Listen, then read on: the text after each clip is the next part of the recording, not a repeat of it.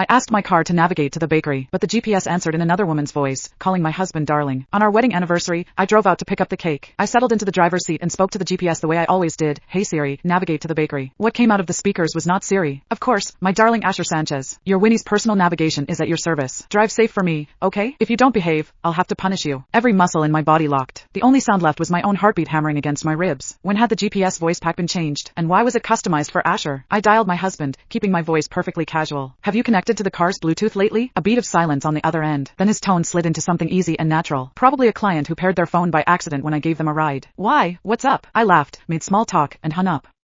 Then I opened the dashcam footage, scrolled until I found a blurry profile shot, and sent it to Mia Fox. Find out who she is. 10 minutes. Then I floored it towards Sanchez Tower. I was pulling into the parking garage when Mia's reply came through. Several photos of the woman, plus screenshots of her social media posts. Your blind idiot husband hired this little secretary. One look at her and you can tell exactly what she is. You've been way too generous with him. He takes advantage of the fact that you never go to the office, and now he's keeping a mistress right under your nose? Say the word and I'm there. We'll take them both apart. I texted her back right away. Relax. I'll handle it. I stepped out of the car and walked into the building, scrolling through the photos as I went. Asher's last secretary had been a man. I had no idea when he'd been replaced by a fresh-faced young thing. She was striking in the photos, no question. Exactly his type. The receptionist spotted me and started to ask if I had an appointment, but a senior employee who happened to be passing by stopped her. Ms. Pruitt is the closest person to Mr. Sanchez. She doesn't need an appointment. She turned to me with a small smile. I could read the awkwardness behind it, and the sympathy she was trying to hide. I gave her a nod of thanks. Then I stepped into the elevator and went straight to the top floor. The doors opened, and there she was, walking out of his office in a floral sundress. Young, beautiful, long hair falling past her waist, round doe eyes, impossibly cute. In the split second before the office door swung shut behind her, I saw it, my personal throw blanket draped over the couch, and the matching couple's mug Asher and I had bought together, sitting on her side of the desk. She froze mid-step when she saw me. The corners of her mouth went stiff for just a fraction of a second before she recovered and beamed at me, all sweetness. Hello! Do you have an appointment? I looked her straight in the eyes.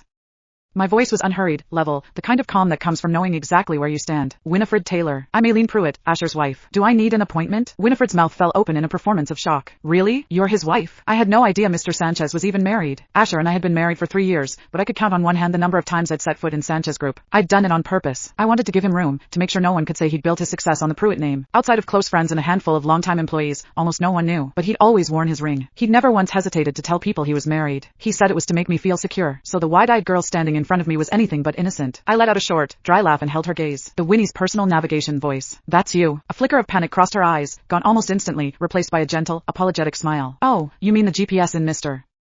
Sanchez's car? It was raining the other day and I couldn't get a ride, so he gave me a lift. He asked me to type in the destination, and I must have accidentally connected my Bluetooth. That's all it was. Mrs. Sanchez, did you come all this way because of a misunderstanding? If you say things like this in front of the whole company, my reputation. Her voice trailed off, her expression settling into something wounded and delicate. Every employee on the floor was staring at me now. To anyone who didn't know better, I probably looked like another jealous housewife making a scene. I smiled and stepped closer to her. When Asher brought you in, did he forget to mention that I'm the one who has the final say in this company? Winifred stood rooted to the spot, still processing. I was already on the phone with the cleaning service. Sanchez Group, Executive Office. Clear out everything inside. Asher knew better than anyone that I couldn't stand anything unclean. The moment something was soiled, I threw it away. Then I turned and walked out. I'd barely gotten back in the car when his call came through. The name on the screen read, my husband who loves me most. The irony sat like acid on my tongue. The moment I picked up, his voice came through, cool and smooth, not a single note out of place. Babe, what made you send a cleaning crew to the office? Did the janitors not do a good enough job? Was something bothering you? His little secretary sure didn't waste any time running to him. I swallowed the bitterness rising in my throat and kept my voice perfectly even. I just felt like the things I'd left there had gotten old. Dirty. It was time to throw them out. Asher swallowed audibly. His laugh came out stiff. Whatever my wife wants, my wife gets. I'm heading home soon. Love you. Something deep in my chest clenched so tight I couldn't breathe. Men really were born actors. Love was just another thing they knew how to split between too many people. Back home, I opened the social media account Mia had sent me. Winifred Taylor's account. It was filled with snapshots of her daily life.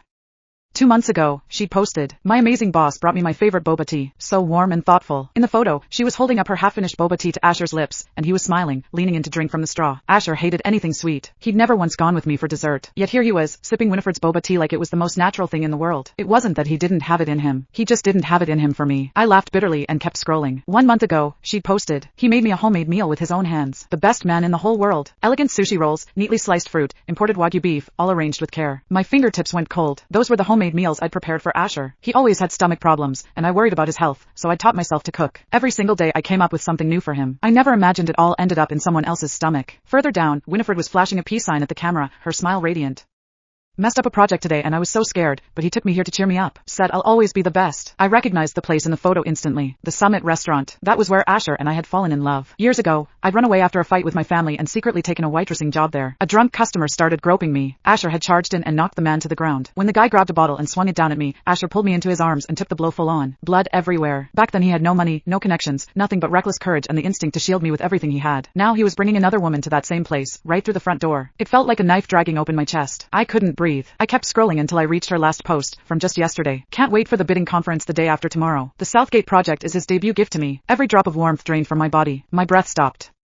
The Southgate project was a cornerstone venture my father had poured his heart into before he passed. It was supposed to be his gift to me for my 28th birthday, and Asher was going to hand it over to his little secretary. The front door clicked open. Asher was home. He walked straight to me, wrapped both arms around me, and rested his chin on the top of my head. His voice was soft and tender. Hey, babe, I missed you. He still smelled like Winifred's cloying gardenia perfume. I stood rigid in his arms, swallowing the nausea. He didn't notice a thing. He took my hand and swung it lightly. There's an executive gathering at the office tonight. Come meet everyone. You should start dropping by the company more often. Keep me company. I looked at the flawless tenderness in his eyes and felt nothing but the absurdity of it. Before I could refuse, he'd already pulled me out the door. The banquet hall glittered with light. The moment Asher walked in holding my hand, every eye in the room turned to us.